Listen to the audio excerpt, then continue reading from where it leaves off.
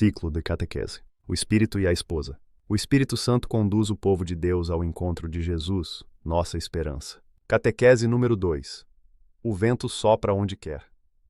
Onde há o Espírito de Deus, há liberdade. Estimados irmãos e irmãs, bom dia. Na catequese de hoje, gostaria de refletir convosco sobre o nome com que o Espírito Santo é chamado na Bíblia. O primeiro aspecto que conhecemos de uma pessoa é o nome. É com ele que a chamamos, que a distinguimos e a recordamos. A terceira pessoa da Trindade também tem um nome. Chama-se Espírito Santo. Mas Espírito é a versão latinizada. O nome do Espírito, aquele com que os primeiros destinatários da revelação o conheceram, com que os profetas, os salmistas, Maria, Jesus e os apóstolos o invocaram, é Ruá, que significa sopro, vento, respiro. Na Bíblia, o nome é tão importante que quase se identifica com a própria pessoa. Santificar o nome de Deus significa santificar e honrar o próprio Deus. Nunca é uma designação meramente convencional. Diz sempre algo sobre a pessoa, a sua origem, a sua missão. Assim é também no caso do nome Ruá. Ele contém a primeira revelação fundamental sobre a pessoa e a função do Espírito Santo.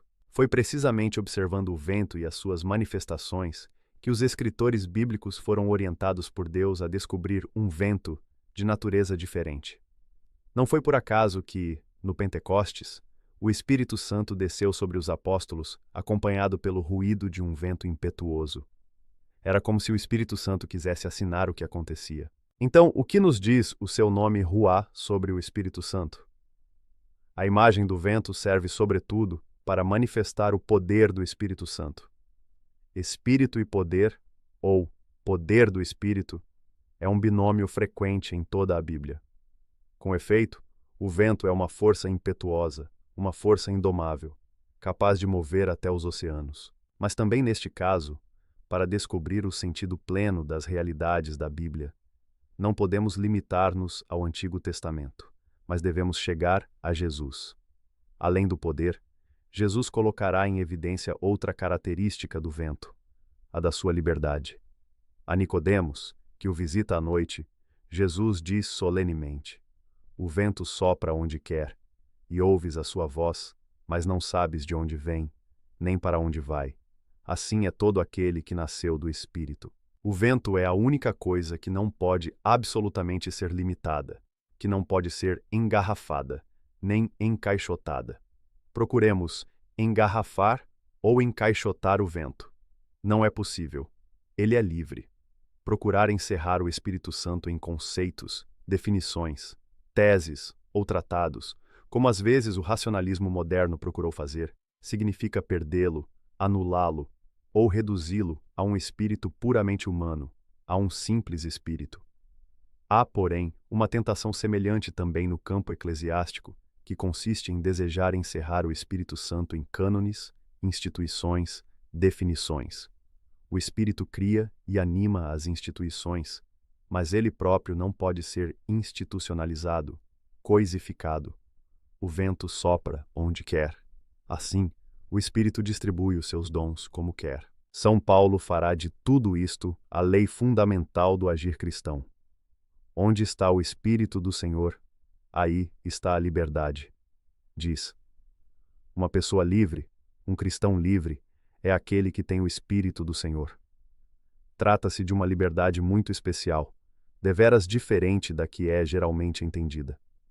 Não é a liberdade de fazer o que se quer, mas a liberdade de fazer livremente o que Deus quer. Não é a liberdade de praticar o bem ou o mal, mas a liberdade de praticar o bem e de o fazer livremente, isto é, por atração, não por obrigação. Em síntese, liberdade de filhos, não de escravos. São Paulo está bem consciente do abuso ou da incompreensão que se pode ter desta liberdade. Aos Gálatas, escreve: vós, irmãos, fostes chamados à liberdade, mas que esta liberdade não se torne um pretexto para a carne. Através do amor, colocai-vos ao serviço uns dos outros. Trata-se de uma liberdade que se manifesta naquilo que parece ser o seu contrário. Exprime-se no serviço, pois é no serviço que há a verdadeira liberdade. Sabemos bem quando esta liberdade se torna um pretexto para a carne. Paulo apresenta uma lista, sempre atual: fornicação, impureza, devassidão, idolatria, feitiçaria, inimizade, discórdia, ciúme, dissensões, divisões, fações, invejas, bebedeiras, orgias e coisas semelhantes. Mas assim, é a liberdade que permite aos ricos explorarem os pobres. É uma liberdade negativa, que permite aos fortes explorarem os fracos e a todos explorarem impunemente o meio ambiente. Trata-se de uma liberdade negativa, não é a liberdade do espírito. Irmãos e irmãs, onde encontramos esta liberdade do espírito, tão contrária à liberdade do egoísmo? A resposta está nas palavras que, um dia, Jesus dirigiu aos seus ouvintes: Se o Filho vos libertar, sereis verdadeiramente livres. Esta é a liberdade que Jesus nos concede. Peçamos a Jesus que, mediante o seu Espírito Santo, faça de nós homens e mulheres verdadeiramente livres. Livres para servir no amor e na alegria. Obrigado. Papa Francisco. Audiência Geral. Praça São Pedro. Quarta-feira, 5 de junho de 2024.